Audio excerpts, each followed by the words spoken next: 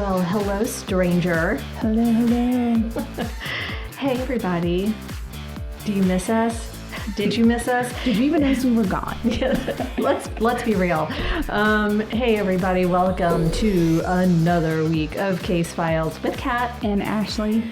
Man, I've missed you. Oh, I've missed you. And, you know, normally from week to week, we see each other at least once or twice, you know, in work worlds. Yes.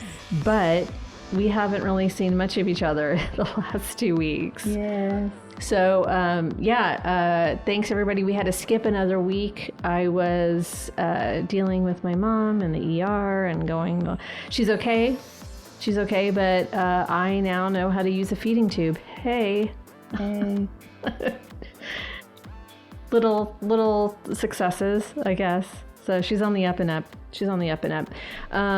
Anyway, you do have a drink tonight. I do. Which is like news. Yeah, so... It's like breaking news. I want to do the little... So last year, I discovered at Costco, they have beer advent calendar boxes of German beers. Stop it. And so last year, I liked all the beers, but I didn't really get to enjoy them because, you know, it's just all the stuff. I mean, flood, moving around, all that stuff. So this year, I got another box. And this is from day one. I am very behind on drinking the beers. Okay. That's okay. But it's a Helles, and it's from Germany, and I don't know how to say the name of it because the beers are in German. Oh. But it's like a private soldier. Oh, that's and it's beautiful. And he's carrying the flag. The Bavarian flag. Is that the Bavarian flag or what? Let me see. Husaren beer? Mm-hmm, sure. Husaren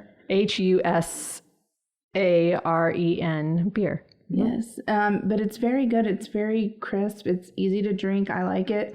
There's not a whole lot of flavor, but it's not a bad beer. It's pretty good. Last year, I think this was like day 2 or 3 in the box, but this was day What's 1. on the other side of him? I see. He's holding, it's 2 flags. There's like a flag on each side, and then he's holding a beer.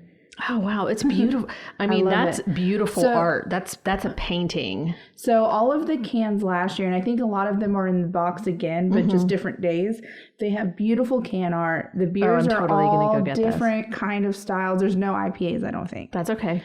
But they're all really good. And I don't know if they still have them. They sell out pretty fast. But they're at Costco. And it's a giant box. I mean, like, this is like, it probably comes up to here. I mean, it's huge and it's heavy. Oh my gosh. But it's awesome because every day you just pull out a different beer. Oh, I love that. And to think Jason wanted to cancel our Costco. So. Well, this makes it worth the membership because the beers last year were phenomenal. Oh my gosh. And this year there are some different ones in there. I just know there's a lot of repeats. But it's really good. So anyways, if you have a Costco and they still have boxes, I do recommend it. Damn. I feel like I'm late now. God. Sorry, I got it FOMO. I'm like, FOMO. I just haven't even been to the grocery store in a month and a half. Okay. I've been living off beer, you know. Whatever. Yeah, I mean, there's some vitamins in there, right? What are you drinking? Oh, hi. I'm drinking the Yellow Rose Smash IPA. It usually comes in the bottle. Yeah. And now it's in a can. So still the same pretty art. Yeah. But yeah, so I'm doing my story today is out of Texas. Okay. So I'm drinking a Texas beer. Not like I've ever not had a Texas beer in the last 6 months, but people need to send us beers. Yes, is what I'm saying. And can I just say, I know I shared with you and I posted it, but we are so thankful for you guys. As you saw, we posted the Spotify thing. We're in like the top 20 of all subscribed podcasts, or top 20% of all subscribed to podcasts on Spotify. I don't know what we are on the other platforms, but screw those other platforms. But, you know, listen to Spotify. That's the one I listen to. That's the one I know how to check. Okay, so that's really funny. We just wanted to say thank you and we love you. Oh, that's so awesome! Thanks, you guys. It's been a while, but Anna, our listener Anna, had a baby, and it's the most beautiful little perfect Gerber baby. Love the pictures. And we've had birthdays that have come around, and Sarah is still pregnant, and that's happening. I mean, like, life is still continuing on. Yes. There's so much going on. So just shout out if we've not shouted your birthday out. Sorry if we know you. It's like, oh gosh, we've just been behind. So sorry, forgive us. But how was your birthday? I stayed home and chilled. Okay. It was very uneventful. But you got to go celebrate. You did something this weekend, right? Well, I went to a funeral. Well, not that. Well, actually, that tracks. She was at a funeral.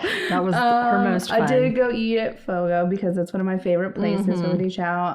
But on my actual birthday, I really just hung out, laid around my house with my doggies. It's okay. You know, chilled. This is how you know you're adulting. Yeah, this is how you know you're old as hell.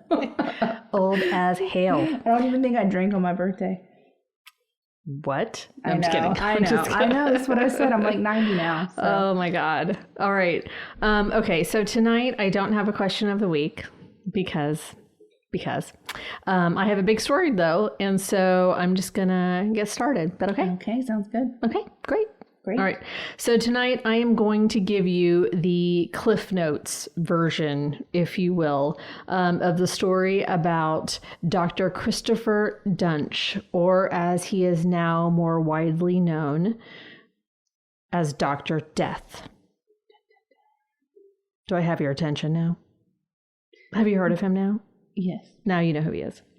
You might remember me if you've been listening since the beginning of talking about listening to the podcast Dr. Death from Wondery. And so I remember going, I'm going to tell that story when it's not so popular. And then I waited, and then now Peacock did a TV reenactment with the guy from Dawson's Creek. I'm telling you, every time we get a good story, then Netflix next week has like a damn episode about it. Like, I know. I was like, oh, I mean, I'm telling you that I picked up on a podcast and it was wonderful. And so I'm glad Peacock did it. But damn, couldn't they have done it 2 years ago? And then they did a docu-series based on that with the podcast host being interviewed quite often for that.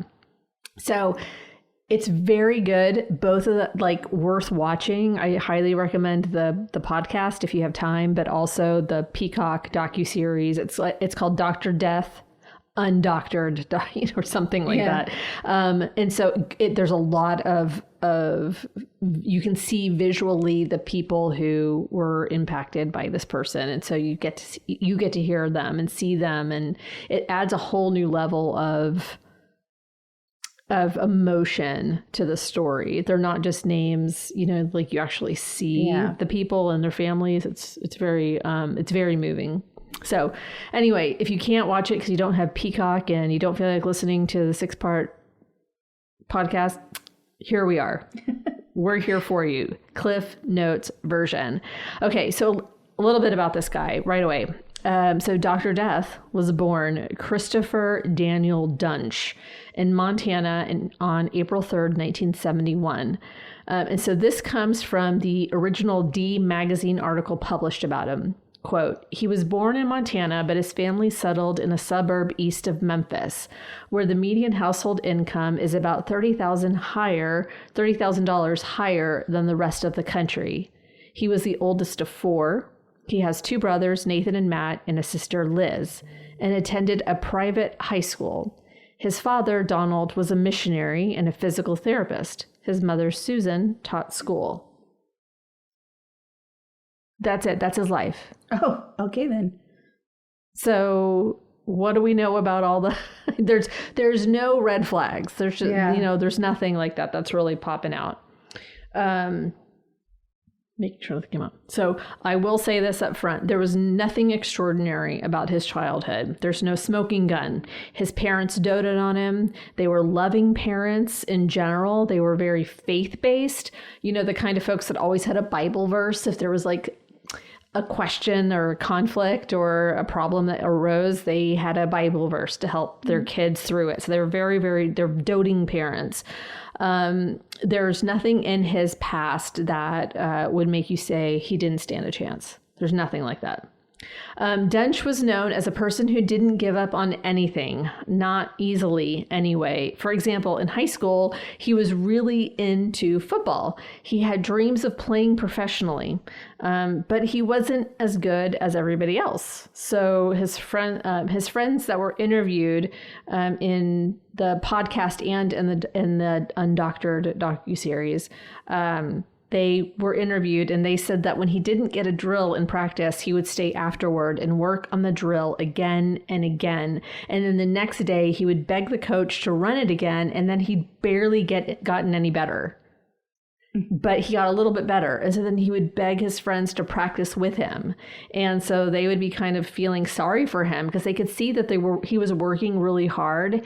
And, like they were like, okay, we'll help you. But he was just an average player. They admired his tenacity, but they could see that he was a little detached from reality in regards to his own skills. He went on to play Division III football at Millsaps College in Mississippi. But, he had these delusions of being a pro footballer. So he transferred to a Title I school, Colorado State University. And so this is a quote from the Coloradoan. Oof, that's hard to say. Coloradoan paper. Quote, while Duntsch isn't listed on the CSU football team's all-time roster, a former teammate, Chris Dozois, recalled in the Dr. Death podcast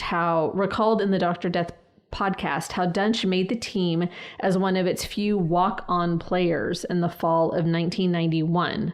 Duntsch would have been only listed on the team's all-star roster as a walk-on if he lettered, former CSU athletics spokesperson Paul Kirk explained in 2019.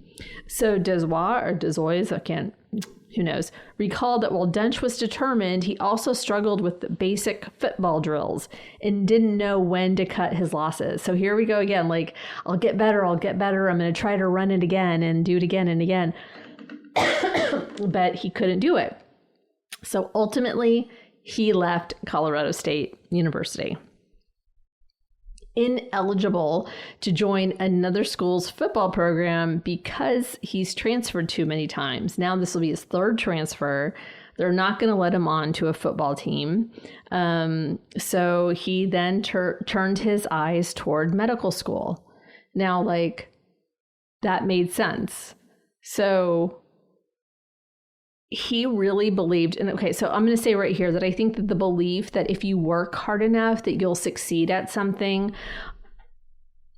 look, I would like to believe that too. And I think I even tell my kids, if you work hard enough, you'll get what you want. If you practice, you're gonna get there. But there are maybe some things that isn't actually applicable to. It sucks to kind of have to think of that in that way, because I do tell my kids. I think everyone tells everybody that, you just have to work hard. And if you want it, you'll make it happen. If you want it bad enough, you'll make it happen. Where there's a will, there's a way. Yes. Or, and no pain, no gain. Not the case all the time. Yeah, I guess. And there's little white lies we tell ourselves to keep us motivated to keep on going. But it's also little white lies I'm passing on to my children. If you want it bad enough, you're going to work hard. You're going to study. You're going to do the things, if you want. You don't get to just go on Broadway and without knowing how to read music and being able to sing. Yeah. You got to do all the things that get you there. Anyway, I digress. But so Christopher Duntsch started to see that he wasn't really moving up in the football world. So that's why he decided, he's like, I'm going to go ahead and go. I'm going to go to Memphis State University, go back to closer to home and finish his undergrad. And at this point, he reconnects with an old friend, Jerry Summers. So Duntsch completes his undergraduate degree in 1995, then continued on to an ambitious MD PhD program. So he's going to be getting both his MD and his PhD. Yes, Louis? Is he? He's wanting in the room. Oh, he's wanting in the room. Okay. So, blah, blah, blah. So while he was in school, he and Jerry lived together. Now, Jerry in the documentary said that they were actually living at his grandmother's house together while he was doing this. Because, I mean, you can't work. You have to live as frugally as you can because you're now in school all of the time. Yeah. I can't imagine the grueling hours of what you have to take. I have no idea what you have to take in med school to become a doctor, to become an MD, and then to go ahead and get your PhD on top of that. There's like 2 different tracks you're basically doing. Yeah. At the exact same time. Insane. And so anyway, but they partied together. It's like he didn't miss a beat. He kept up with school. Not a problem. Partied, not a problem. That's what he did. So Duntsch was partying, getting his MD and PhD credentials, just doing the thing. Because he was doing really, really well. So the thing is, Duntsch was really fucking smart. He was super fucking smart. And it's, as I go on into the story, it's kind of like, man, if he had just stuck with the research. If he just stuck with that, but there was too much going on in his life. Anyway, so he took to medicine like a fish in water. A PhD is hard enough, but he did the MD and the PhD and was great at it. He was really interested in learning more about stem cells. So this is back in 95, 96. I mean, yeah. So we're talking like he was really early in picking up on the importance of stem cells and started to think outside the box about how you could use stem cells. Oh, wow. So he wrote articles and was published for his research because stem cells can actually mimic this other cells, healthy cells. And so he was like, well, what if we could use them to mimic what's going on in the spine? He was very interested. How can we help people with chronic back issues and use the stem cells in that way? And so he was, in med school getting published for his research. He was very, very well known at this point.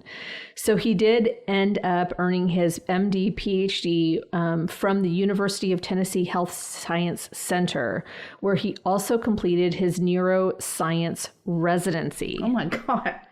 Yes. So in the first stages of his 6-year residency, he focused on research. And so as D Magazine, this was the first publication to mention Duntsch at all. So this is why, like, I'll go back to that. Like this is the publication that cracked the case of Christopher Duntsch. So D Magazine reported in 2016, says the department chairman, Dr. John Robertson, quote, appointed Duntsch program director of the school's tissue bank, where he'd supply samples to scientists and oversee 2 labs. As the program director, Duntsch wrote grants and secured funding for his research projects. In 2006, his research led him to the work of 2 Russian stem cell scientists. Nope, not even going to try to pronounce these names. 2 Russian stem cell scientists. That's all you need to know. They had created a method for culturing the stem cells of intervertebral discs outside of the body. So, discs. How to make discs. Yeah. He's so dramatic. I love it. He's like laying on the ground. He's rolling around and everything. I love it. Oh, Louis. Anyway, so Duntsch filed a patent for the technology and went to work raising money for a company he called Discgenics. Oh, fancy. I know. It's like... That sounds like a workout, though. I know, it really does. It actually does. Discgenics. Yeah, it does.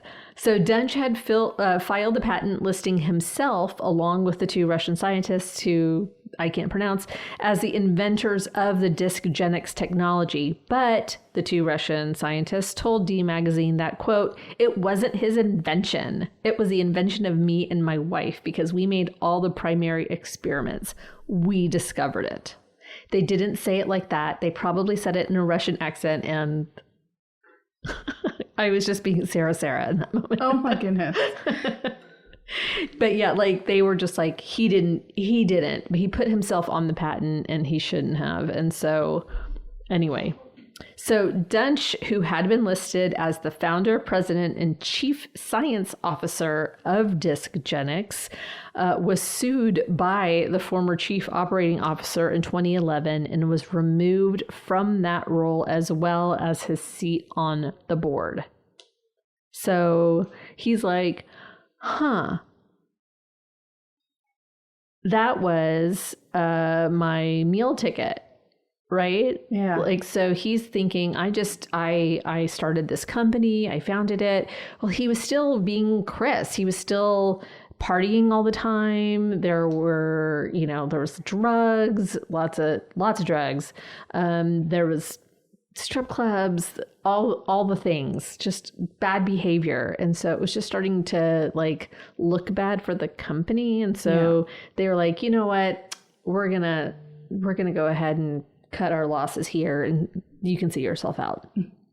So Duntsch's money train had gone bye-bye, but luckily he had a backup job, right? I mean, right? He went through his residency to be an MD, PhD, to be a surgeon in neurosciences, right? So in 2010, he did complete his MD, PhD in neurosurgery residency program at the University of Tennessee Health Science Center and subsequently completed a spine fellowship program at the Semmes Murphy Clinic in Memphis. I feel like this guy was such an overachiever. No, so I asked my mom's doctor. I was like, so when did you want to become a doctor? And how long is it? Because I've met so many doctors. So then it's like, I'm the surgical fellow. And then someone was like, I'm a resident. And I'm like, okay, so what's the difference between the resident and the fellow, right? So the resident's just out of med school and you go through the 6 years of you're under somebody. Yeah. You're always under somebody, but then you're under somebody and you go through like the basic surgical training. Yeah. Then if you want to be a fellow in a certain very specific form of surgery, then you become a fellow, and then you're doing surgeries alongside of and with a surgeon who's above you. Yeah. So you go from student to resident to fellow to become, and this is years long to get to that point where you're actually the person then in charge of someone's spine and brain. Okay. It's a very lengthy process. Right. However, there's always got to be like a but. However, there has to be a however. It's unfortunate. He didn't exactly do what most students do to get these degrees and credentials. Let me ask you a question. How many surgeries do you think a normal resident and then fellow would have to complete before becoming a legit spinal surgeon? Oh my God. I don't know. I would hope like a lot. Like what would be a lot? Like 100? I don't know.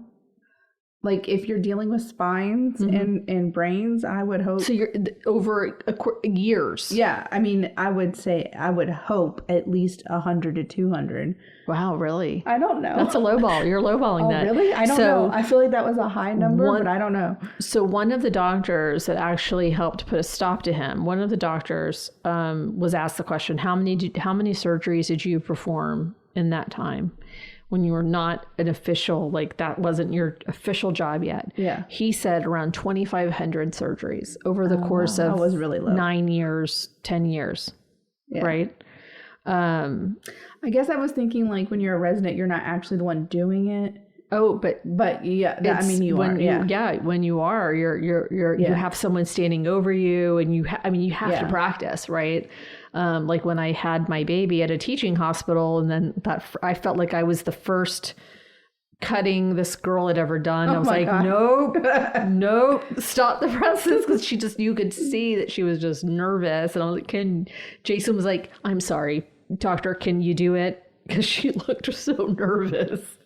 I don't remember much, but I remember how slow, and she kind of went up with the scissors to cut me my labrum or whatever. I was like, Jesus Christ, no, this baby's staying inside.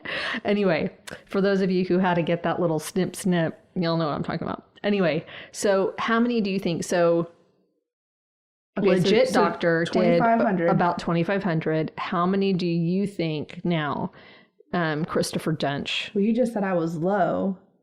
So can you at least tell me if it was more or less than the number I said? He did less than 100. Oh my God. 50? No, he just did less than, it could have been 90. Oh, yeah, a bit less than 100. He did less than 100. Wow. Less than 100. How did that graduated. How does it even happen? Yes, indeed. How does that even happen? And part of this comes from the fact that the professor/doctor overseeing his residency was also an investor in Discgenics and would excuse him while he went and worked on the company. Like, oh my God. What? I feel like that would be a strong conflict of interest. I mean, he's still there. That doctor, professor person, he's still there. He's still at the university. Makes me question any surgery I ever have to have again. That's why I was asking all the people after this, like at the hospital, how long have you been doing this? How many surgeries have you performed? How many surgeries have you performed? Oh, I asked questions. Anyway, so he loses his deal at Discgenics, and he needs a job to help pay for the $500,000 student debt he had. $500,000. So he puts himself out there as a highly credible neurosurgeon in a hospital in Dallas, Baylor, Plano, jumps at the chance of hiring him.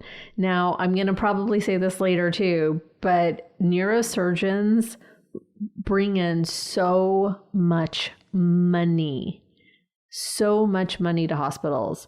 They bring in upwards of like $2.5 million a year alone, just them, because of the surgeries, the complications, that how complicated these surgeries are. There should be an entrance exam for these kinds of positions. He knew on paper. He wasn't dumb. Yeah. This was the guy, he's like Jason, doesn't ever have to study. He just knows shit. That guy, just school was so easy. He didn't need to. That's why he partied all the time. He just knew. Great GPA, all of that. But he just never did the actual practicum. He didn't spend the hours doing the thing that you're learning about. Okay. Gosh. So now, before he leaves Tennessee, he meets a dancer at a gentleman's club named Wendy, and he tells her how amazing he is, because I'm going to be a surgeon, I'm going to do whatever. And she's swept up by, he's handsome. He was handsome at this point in his life. He's going to be this future surgeon, and he showers her with attention, and she's like, okay, we can hang out. So the first night that they slept together, she ends up pregnant, and this just makes him like furious, but she's not gonna get rid of the baby, and so she's like, well, I'm keeping the baby. So anger subsides, and he realizes like, hey, I'm getting offers from this place and this place and this place. And she goes, Dallas, I'm from Dallas. Let's go to Dallas. At least I'll have family there, because he's offering to take her with him. How generous. Oh, right. But Duntsch also asks his buddy Jerry to go along with him, since he's basically helping him keep on track. Jerry was like was the guy that just was like, oh, you have appointments here. Almost like having like an office manager as a friend. someone who's just kind of one of those. I know, someone who's just kept him on track. Yeah. You know, even in high school, he was a bit flaky. He got lost all the time. He would lose his keys in the door in college. You know, like he'd be like, dude, where'd you put my keys? And they'd be like, check the door. And he'd go out the front door, and his keys would still be hanging from the door. Like he just was very absent-minded, professor-y kind of thing. Just. Ugh. Right. Just how he remembered things in college and medical school is beyond me. I don't really know.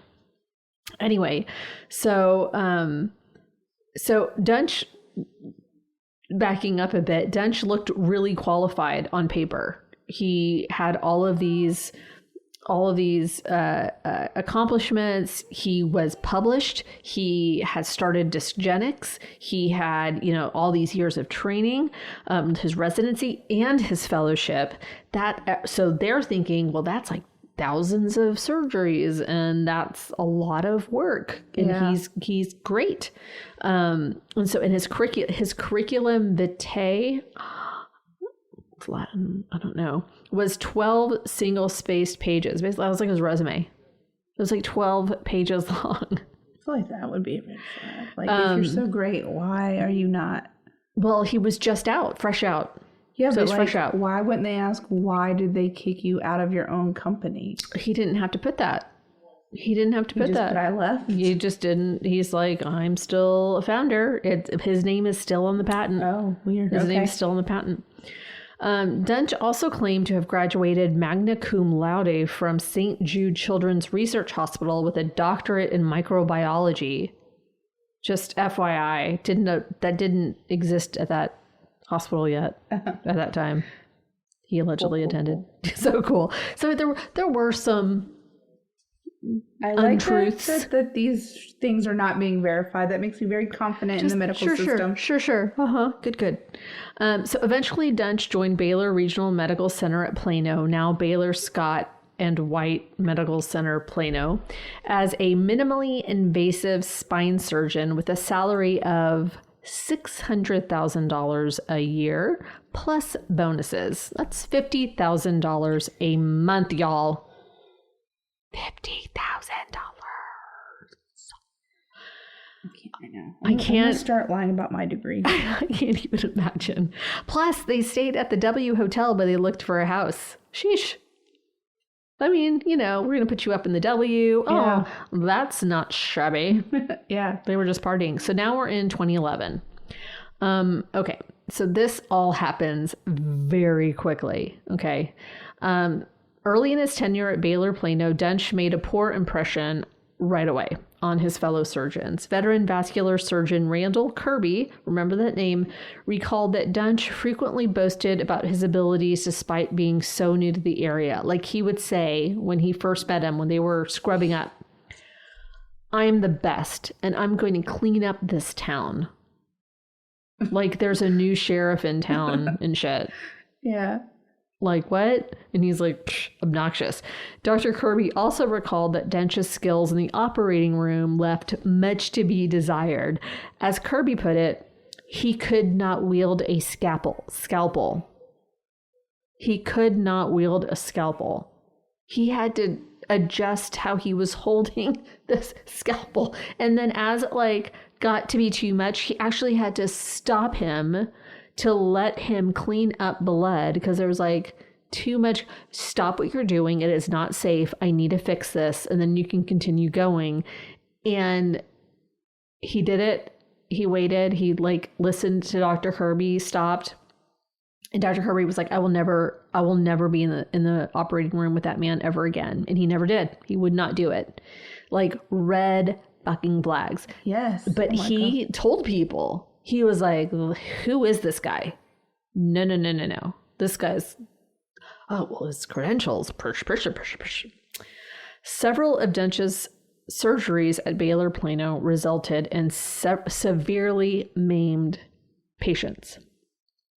Kenneth Fennell, the first patient Duntsch operated on at Baylor Plano, was left with chronic pain after Duntsch operated on the wrong part of his back.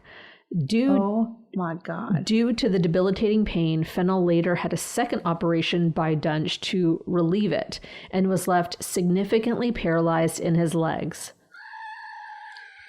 Can I just say, I would not go back to the surgeon that fucked me up the first time? Same. Let this be a lesson to all of you. If you do not get a good vibe, if you get... It's not even a vibe. Like, he literally fucked his body up and went back to him. Fennell required months of rehab to be able to walk with a cane and was left unable to walk for more than 30 feet or stand for more than a few minutes without having to sit down again. That's awful.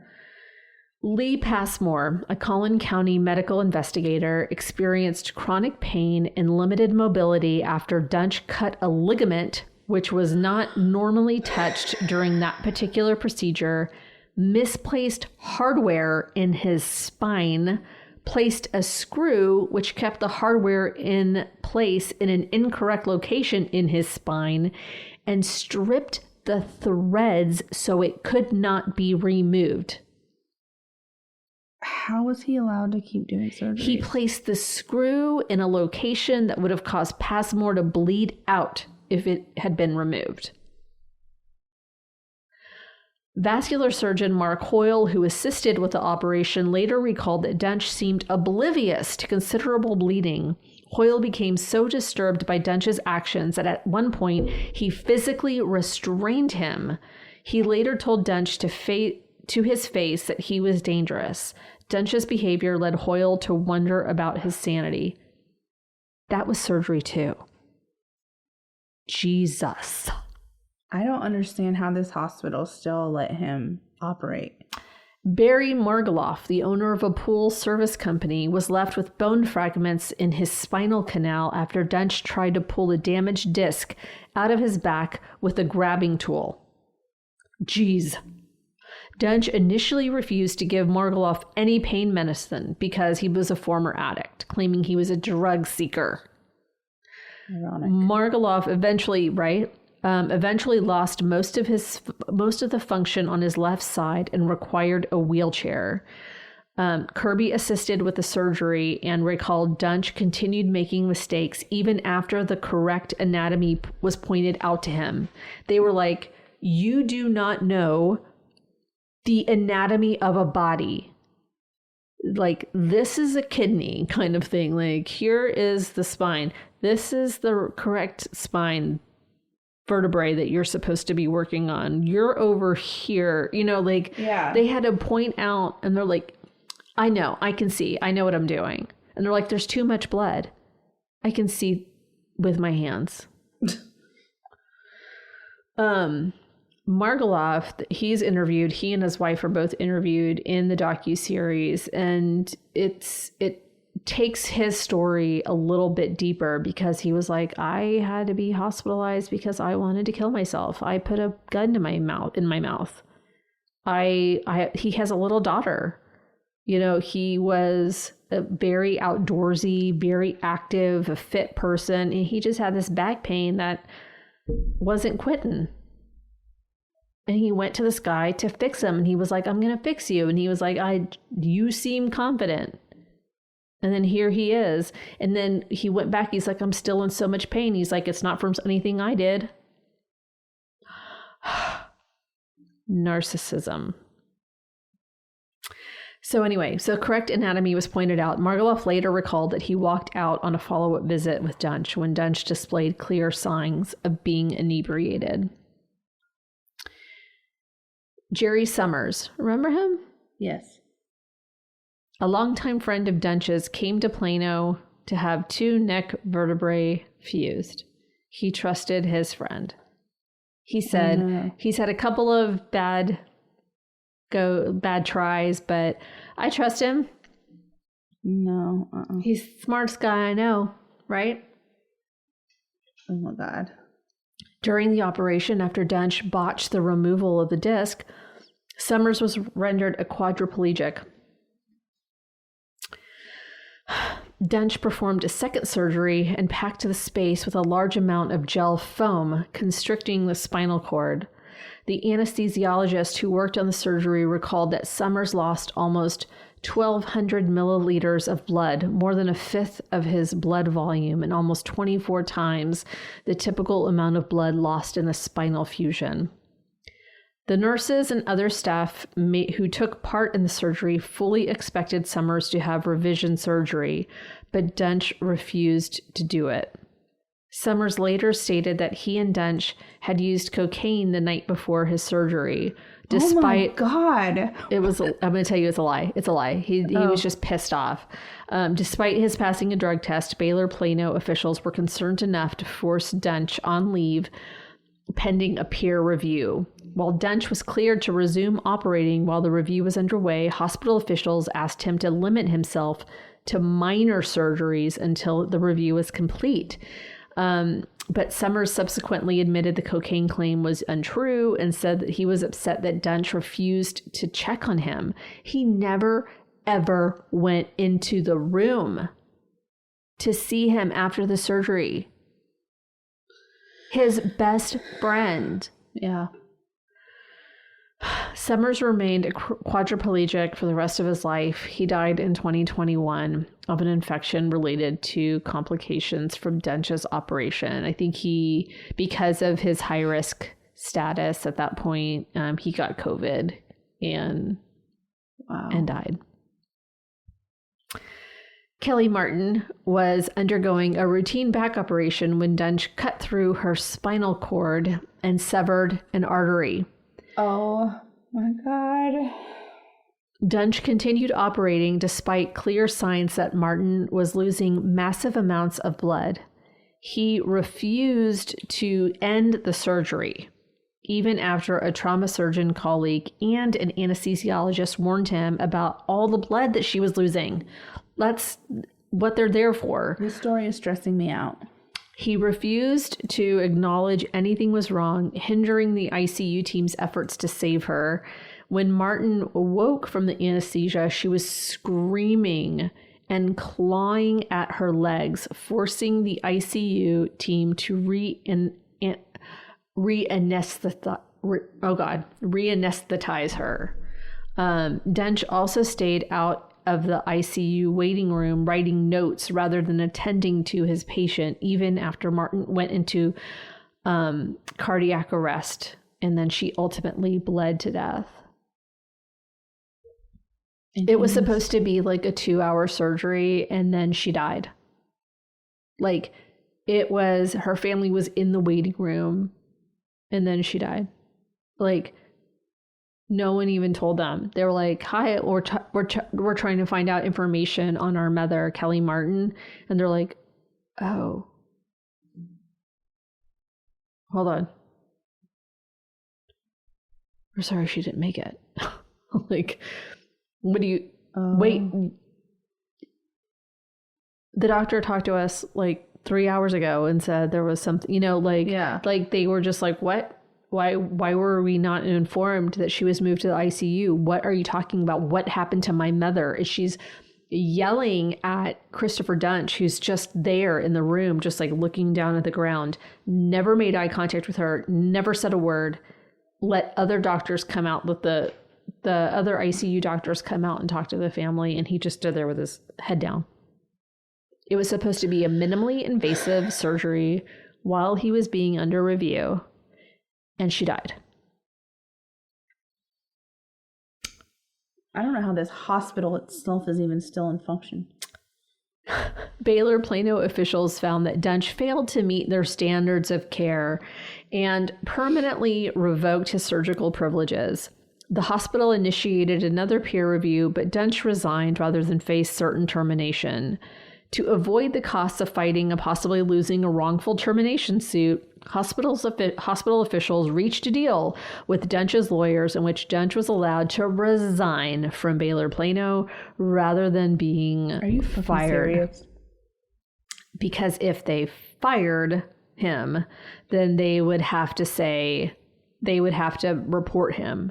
But his lawyers said, he can resign and you don't say anything bad about him. You actually write a letter stating there were no issues with him.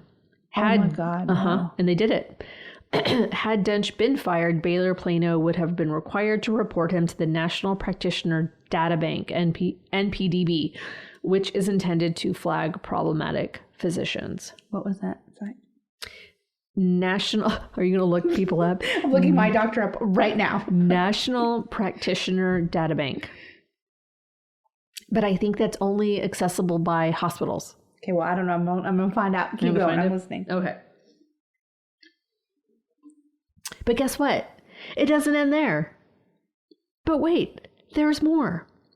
Dallas Medical Center. So Duntsch moved to Dallas Medical Center in Farmers Branch, where he was granted temporary privileges until hospital officials could obtain his records from Baylor Plano.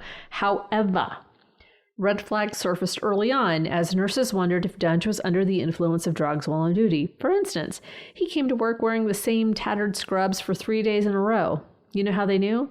Because there was a hole in his butt. You know how they knew it was a hole? Because he didn't wear underwear. So they could see his butt cheek 3 days in a row. He lasted for less than a week before administrators pulled his privileges after the death of a patient, Floella Brown, and the maiming of another, Mary Eford. Duntsch had severed Brown's vertebral.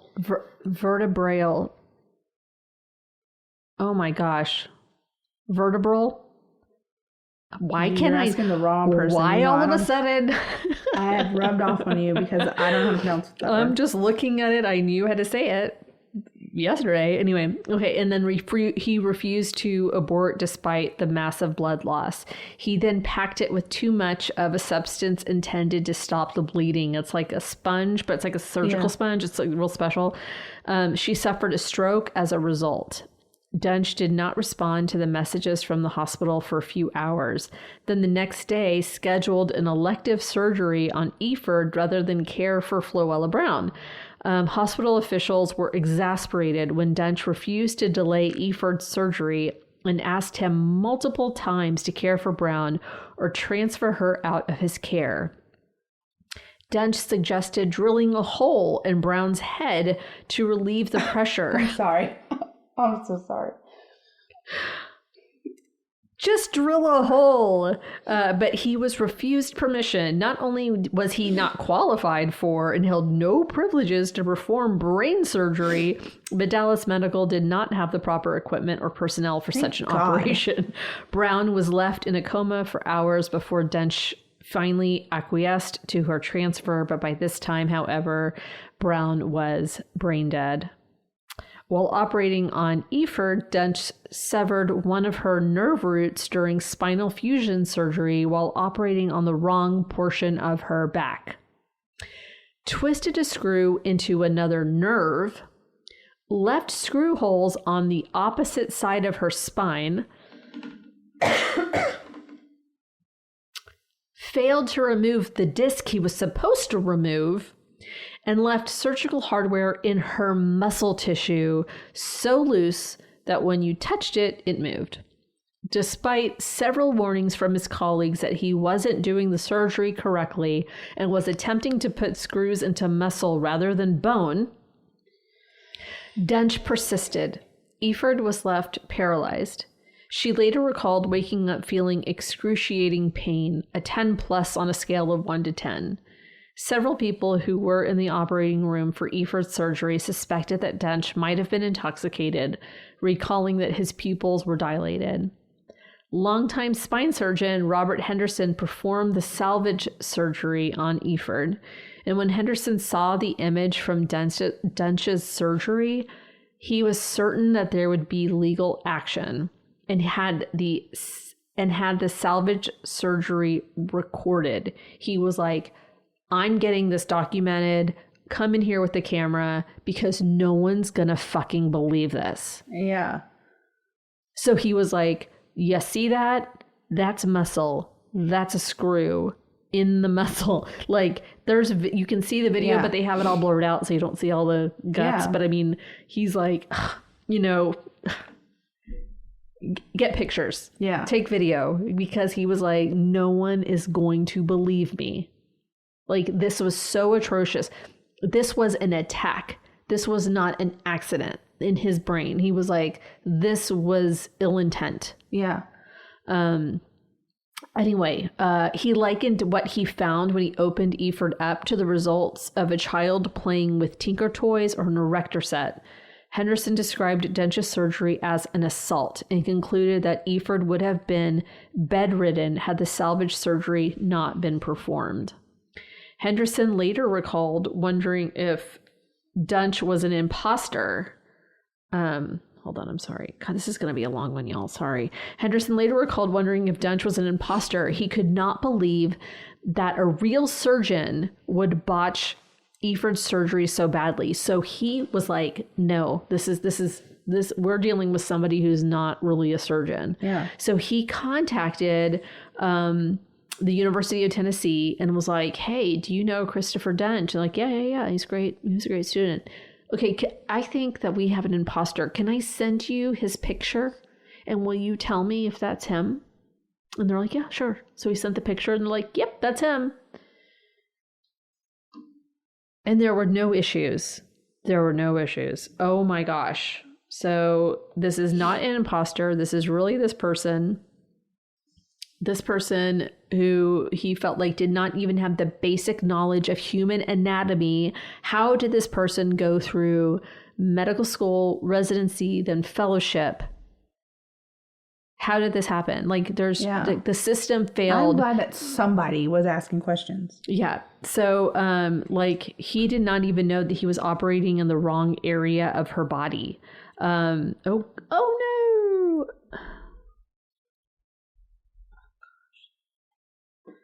Let's see. This is okay. Wrong area. All right. So Henderson sent the picture to Tennessee and it was in fact him. He called the fellowship supervisor in Memphis as well as the supervisor for his residency. And then he learned about an incident that led Duntsch to be referred to an impaired physicians program. So like rehab. So he did have to go through that. It was when he was in his residency. Despite both of his surgeries at Dallas Medical Center going catastrophically wrong, hospital officials did not report him to the MPDB. Still. Because they let him go. Not my problem, not my circus. He was under supervision at that point. He was still being under review. He wasn't official, so they didn't officially fire him. And so they didn't have to, they were not required at that point to report him because he wasn't officially hired. Gotcha. Bullshit loophole. Okay, so other hospitals. So after leaving Dallas Medical Center, Duntsch received privileges at Southampton Community Hospital in Dallas and also took a job at an outpatient clinic named Legacy Surgery Center, which is now Frisco Ambulatory Surgery Center in Frisco. While there, he damaged patient Jeff Cheney's spinal cord, leaving him without feeling on the right side of his body. He damaged Philip Mayfield's spinal cord, drilling into it and leaving him partially paralyzed from the neck down. After undergoing physical rehabilitation, Mayfield was able to walk with a cane, but he still continued to experience paralysis on the right side and in his left arm. He's also reported shooting pains throughout his body, and Mayfield also died in February of 21 of COVID. Complications from the surgery left him at a higher risk. While attempting to remove degenerated discs in Marshall Tex Muse's back, Duntsch left surgical hardware floating between the spine and muscle tissue. Muse woke up in considerable pain, but Duntsch convinced him it was normal. He then prescribed Muse so much Percocet that a pharmacist refused to fill the prescription. Muse spiraled into opioid addiction that cost him his wife and his job. He later recalled that he read about Martin's death on the day before the surgery, Kelly Martin's death, and called Dr. Duntsch. And then he said, what, did you kill this woman? And he was like, what? And like flipped out on him. and had all these excuses and, made him feel bad for even accusing him. And then he still went through with the surgery. He said she died because she was having an allergic reaction to the anesthesia. So when Muse went under, he went into the OR and he was like being put under. And all of a sudden they were giving him the anesthesia. He just started vomiting violently, just vomiting. And he's thinking, oh my God, I'm having an allergic reaction to the anesthesia. I'm going to die. And he said the last thing he remembers was just like, put him to sleep. Duntsch yelling, put him to sleep. And so even though he was like violently vomiting, they put him to sleep. I don't feel like he's the only one to blame in this story. I feel like all of these people, I mean, like, there's... Other than the one that was investigating him and actually there are a lot of people who've spoken out. There were the nurses, the one that was like telling him where the anatomy was. Like they were telling the CEOs of these hospitals. That's what I'm saying, like these hospitals should all be held accountable.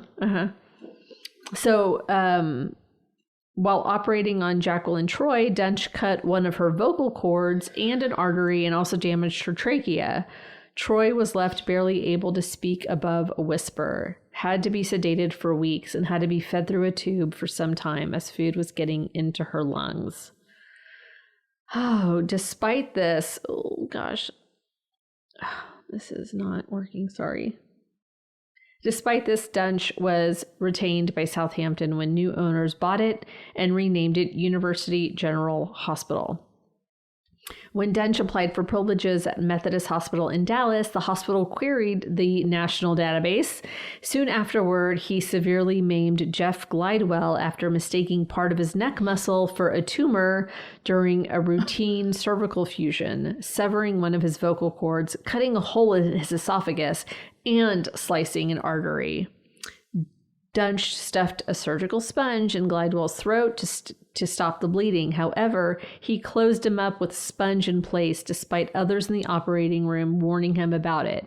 Now, when there's hardware, sponges included, when there's anything that's not supposed to be in the body is being used in the operating room, what I understand is they say, hey, we have a sponge missing.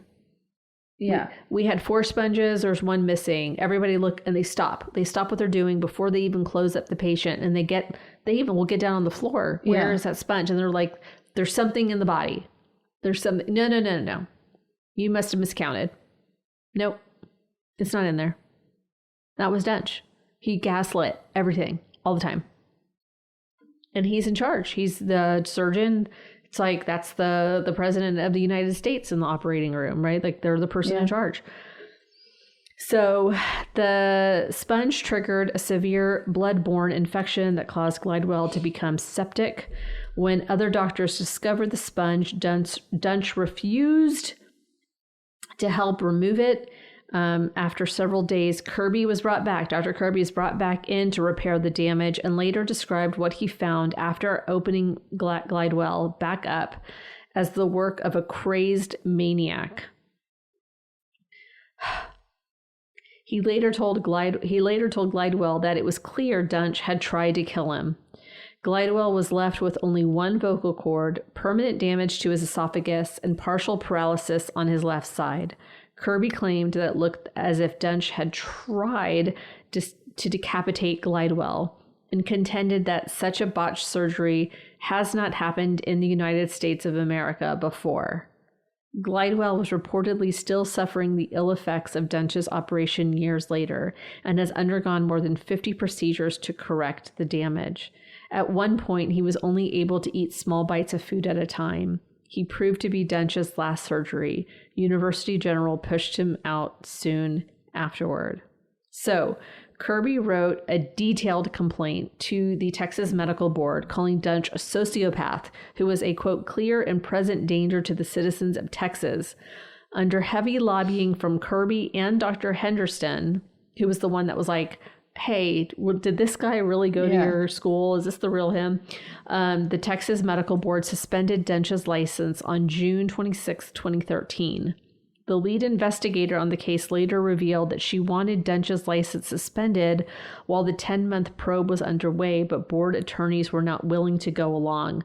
They were so worried about lawsuits, and they were just, there's so much like that they shouldn't have been worried about.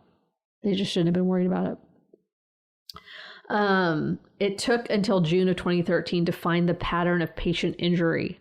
That's ridiculous. Required to justify suspending Duntsch's license. He'd only been doing this for less than 2 years. The pattern was evident. My God. This is all in under 2 years. I feel like this has been over a long period of time. No.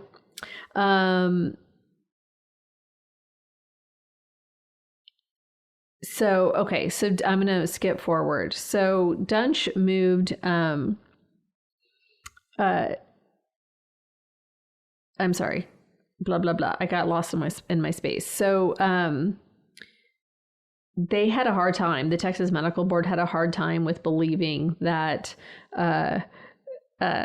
many of the board members found it hard to believe that a trained surgeon could be so incompetent as Duntsch appeared to be. But nobody at this point knew that he'd only had less than 100 surgeries under his belt. They thought he had like everything in his schooling was like above board. They really believed that. Because it didn't say any different anywhere.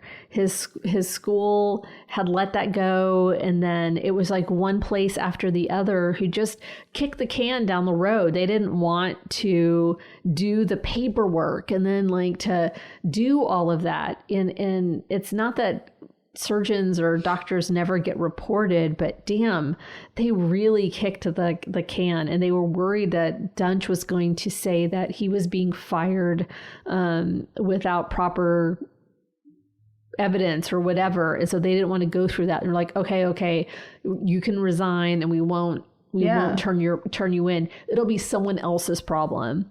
And so Dr. Kirby, Dr. Henderson, they were just like, you cannot hire him. How is he at your hospital? You know about him. Now the whole medical community, the neurosurgeon community, not that big, right? Yeah. They're like, have you heard about this Dr. Duntsch? Do not. People were still sending him referrals. So these last cases were like referrals. Who sent you to this person? Oh my gosh. You should not be like, that person knew, like that is what that was so crazy. The board called in a veteran, the Texas Medical Board called in a veteran neurosurgeon, Martin Lazar, to review the case. And Lazar was scathingly critical of Duntsch's work. For instance, he upbraided him for missing the signs that Kelly Martin was bleeding out, saying that you can't not know that and be a neurosurgeon. Like, that's 101 stuff. How are you a neurosurgeon and you don't know that your patient is bleeding out? It's crazy. Duntsch moved to Denver, Colorado, and went into a downward spiral. He declared bankruptcy after listing debts of over $1 million. He was arrested for a DUI in Denver, taken for a psychiatric evaluation later in Dallas during one of his visits to see his kids, because I didn't even get into his personal life, cut all that shit out, but he ended up dating his physician's assistant, having an affair with her while he was still living with Wendy, and they had 2 kids at this point, and the whole thing. Okay.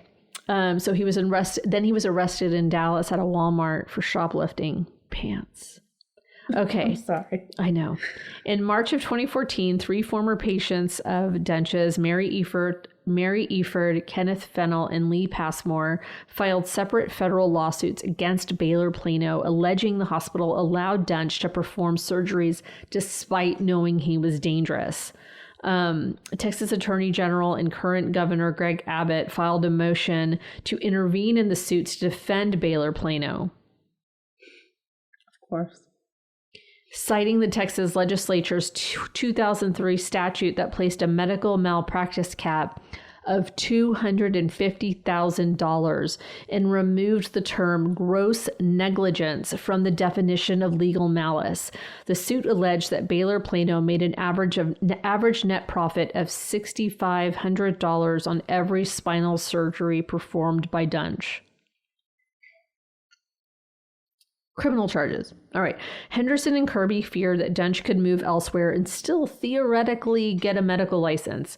Convinced that he was a clear and present danger to the public, they urged the Dallas County DA to pursue criminal charges. And the inquiry went nowhere until 2015, when the statute of limitations on any potential charges was due to run out. Part of the problem was being able to prove that Duntsch's actions were willful as defined by Texas law. After interviewing dozens of Duntsch's patients and their survivors, prosecutors concluded that Duntsch's actions were indeed criminal and nothing short of imprisonment would prevent him from practicing medicine again. They were thinking like, we're going to strip his Texas license and that'll be that. And they were like, he could go to another country and continue this. We need to put him in jail. This is the only way to stop him. Yeah. As part of their investigation, prosecutors obtained a December 2011 email in which Duntsch boasted that he was, quote, ready to leave the love and kindness and goodness and patience that I mix with everything else that I am and become a cold-blooded killer.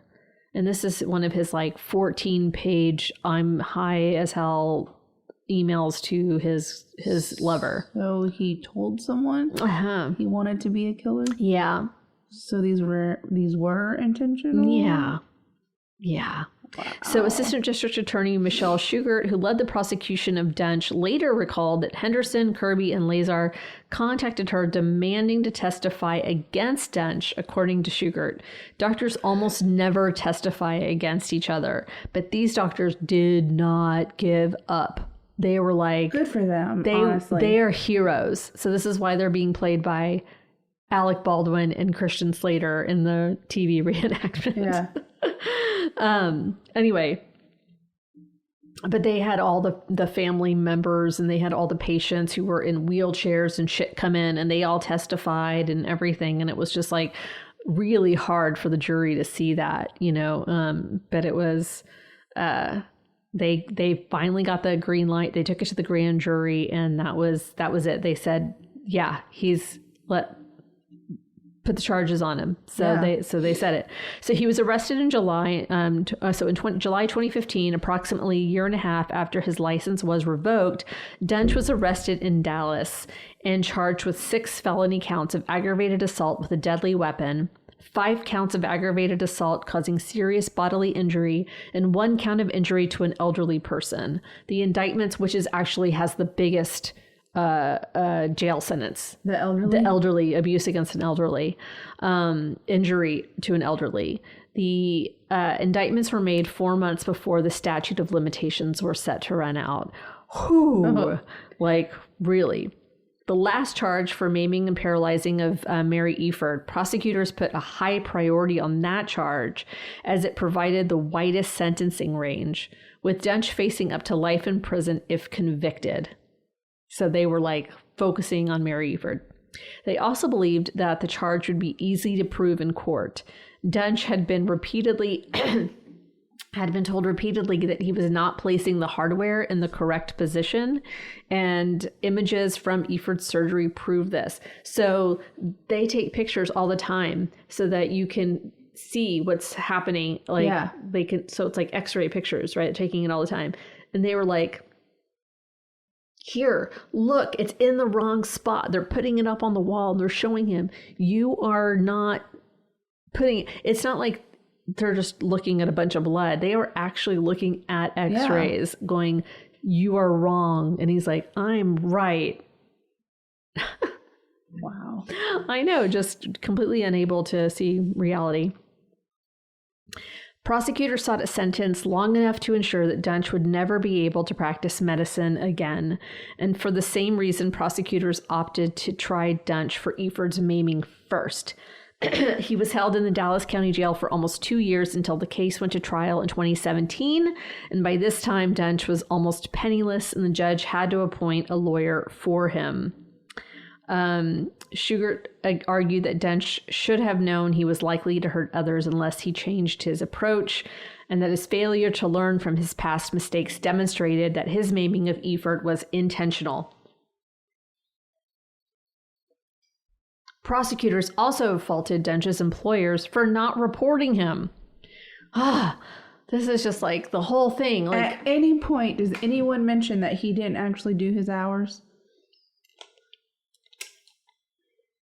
So when the doctors were interviewed and they were told that he had less than 100, what would you say if I told you that Christopher Duntsch had less than 100 surgeries? And he was like, well, I would tell you that's incorrect. That can't be right. But it was right. Like, that shocked those doctors. Couldn't believe it. Anyway, going to the doctor again. I'm sorry. I'm so sorry. They argue that Duntsch was motivated to continue operating because the lucrative salary of a neurosurgeon would solve his mounting financial problems. It's not going to solve your financial problems if you keep buying cocaine. I mean, right. It doesn't work out. I got to work longer so I can earn more money, so I can do more coke, so that I can work longer so I can earn more money. It doesn't work out. It doesn't. I don't know if you saw that commercial. You might be too young. Do you remember that commercial? The Coke commercial? Yeah. That was a commercial. Oh, no. Yeah. I remember all the ones about this is your brain on crack and brain on drugs. So, but there was one that he was like, I gotta work longer so I can earn more money. I think it was just this like, that stuck with me, man. Over objections from Duntsch's lawyers, prosecutors called many of Duntsch's other patients to the stand in order to prove that his actions were intentional. So this is sort of that, like, they tried to keep anything from his previous life out of the courtroom, right? Like, don't bring up that this person was a domestic violence perpetrator in a murder trial of somebody else. You know what I mean? Like, don't bring in something they were trying to say it's not applicable. It's not relevant. But here are all of his other patients that are going to come literally rolling up into this room because they're all in wheelchairs. 34 out of the 38 people he operated on ended up maimed or dead. 4 of them were quote unquote successful in that they were not in a wheelchair and they were able to walk on their own. 4 of them. If you tell me that they found him not guilty, I'm going to throw this beer can across the room. Do not throw beer at me. That's mean. Duntsch's defense blamed their client's actions on poor training and lack of oversight by the hospitals. Schugert countered that the 2011 email sent after his first surgeries went wrong proved that Duntsch knew his actions and they were intentional. After 13 days of trial, the jury needed only 4 hours to convict him for the maiming of Evert. On February 20th, 2017, he was sentenced to life in prison. On December 10th, 2018, the Texas Court of Appeals affirmed Duntsch's conviction by a 2-1 split decision. He took it to the appeals court. They said, nope, the ruling stands. So life in prison. On May 8th, 2019, the Texas Court of Criminal Appeals refused Duntsch's petition for discretionary review. The 4 hospitals that employed Duntsch have ongoing civil cases against them. Like still currently have? So Duntsch is housed in the O.B. Ellis unit outside of Huntsville. He is not eligible for parole until 2045, when he will be 74 years old. And that, my friends, is my story. I'm almost surprised he didn't kill himself in prison. He's too much of a narcissist. He really doesn't think everybody else. He would say, like, he would tell people, like, oh, it's the anesthesiologist's fault. He blamed the anesthesiologist a lot. a lot. And then he'd be like, oh, well, the sponge was in there because the operating room tech didn't tell me that it was not there. And they were like, yes, we did. He just had all the people to blame. Everybody else was wrong. Have just ruined surgeries for life for me, and I've had a lot. So now I don't know. I just, if I ever have to have another surgery again, I guess I'm just not gonna go. So I'm just gonna roll up in here, and you're gonna have to figure it out. And you know what sucks is like one of his quote unquote successful surgeries, she didn't die and she could still walk. She was in a lot of pain, but all she was going was a simple surgery. Of course, that was not successful. She had to go to another doctor to fix it. But they were like, hey, they just thought, she's alive. Let's use her. And so this marketing company called Good Doctor or whatever they were like, he's winning an award. So can you talk about how great he is and say his name as much as you can and talk about how just all the great things. Here's basically what you're going to say. So he was like, Dr. Duntsch is just the greatest man. He's just a great man. Dr. Duntsch did something on me and da, da, da, da. And it was just like, it was an infomercial basically. And it went onto his website. So people were like, one of the patients that got really hurt, and later died, but from complications, they were like, and then we saw this really nice lady saying that he was a great man and was a great surgeon. And we decided to go to him. And that just broke her heart because she didn't know. She didn't know what she was getting into. She didn't know what it was. She thought, oh, this man is winning an award and maybe mine the whole thing. And she didn't know anything about him.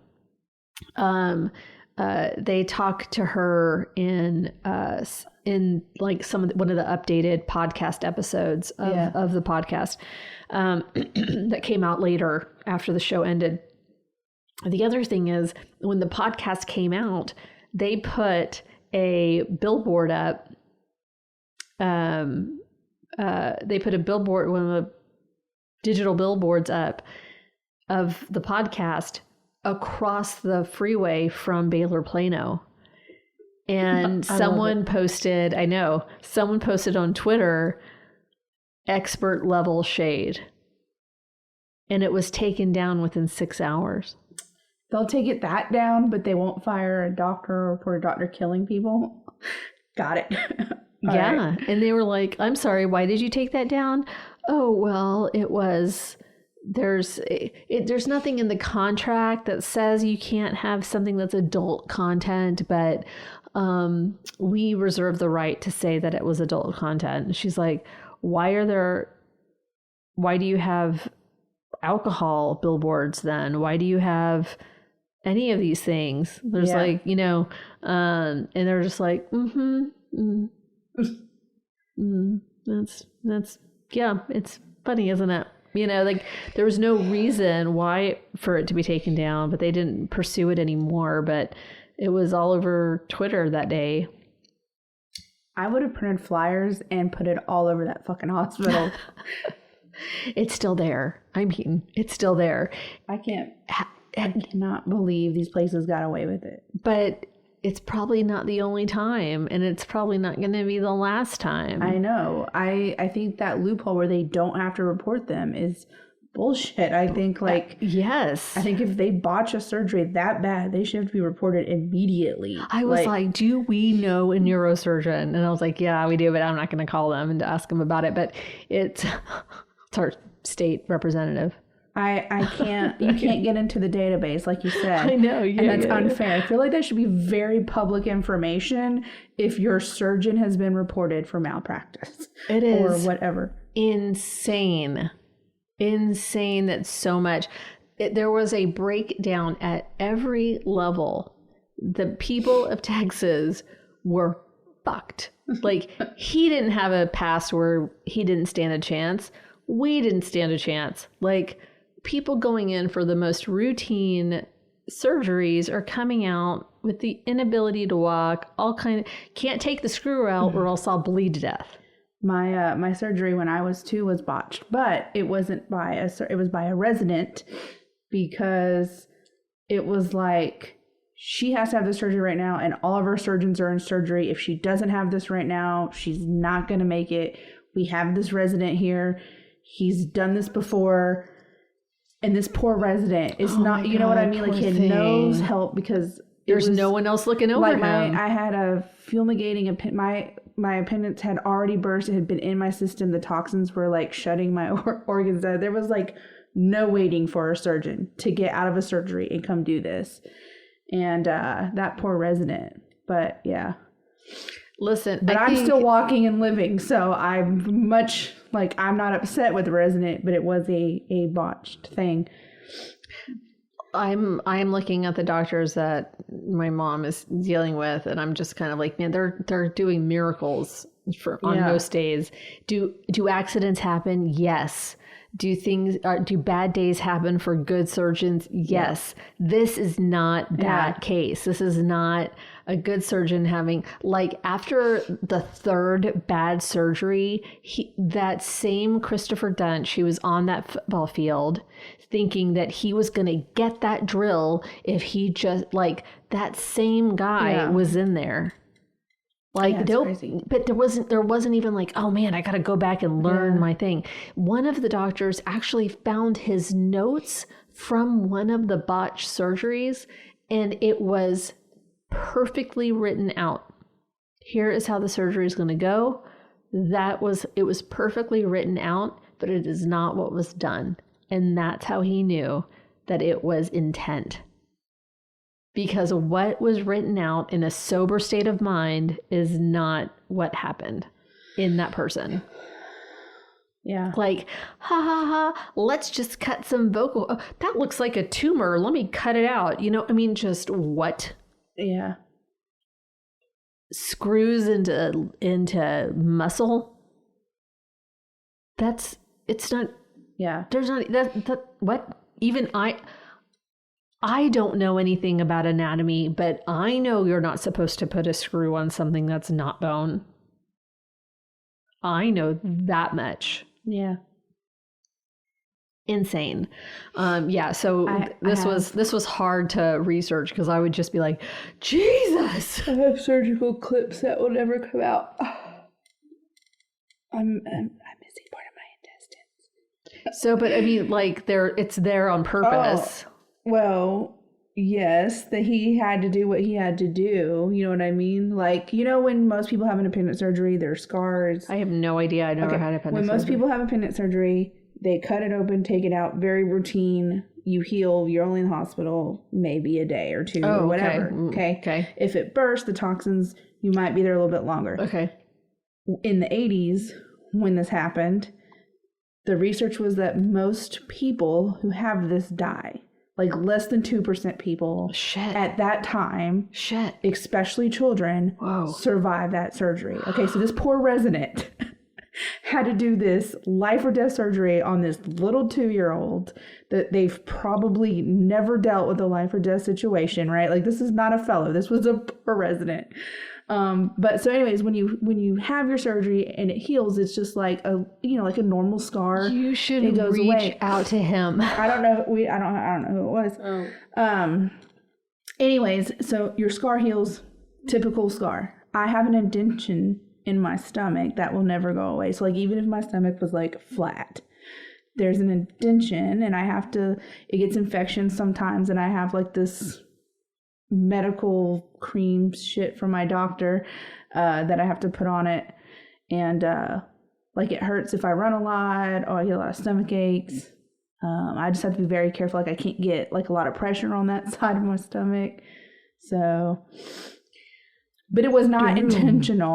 My point of that was just that good things happen to bad things happen to good people. You know what I mean? Like, you know what I mean? It's like, it wasn't intentional. He just was put in this situation. Damn. But like, a doctor like that who intentionally goes in and damages people and then ignores the people who are fighting for their life. Hospitals should 1,000% be held responsible. Mm-hmm. That's insane to me. So if you have a surgery at Baylor Plano tomorrow, if you have a surgery anywhere, I mean, we're praying for you, but Jesus. Oof.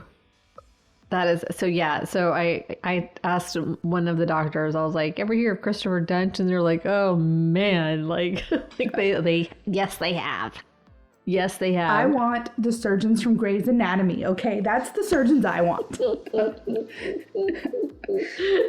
Sounds like, what is a fellow? And they're like, well, a fellow does even more surgeries under somebody else because it's so specific.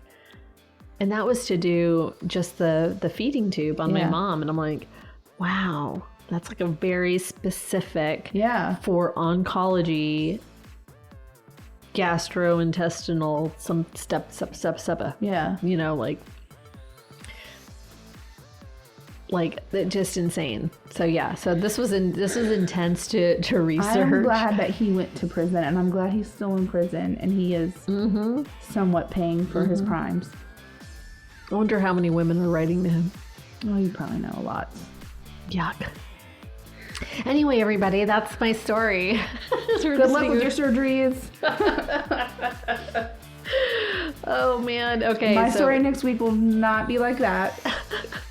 I don't know what it will be, but it won't be like that. Thanks for coming back. I know it's been hit or miss with us lately, but there's lots going on. So we appreciate all your good vibes, good energy, love, prayers if you're that kind, light if you're not.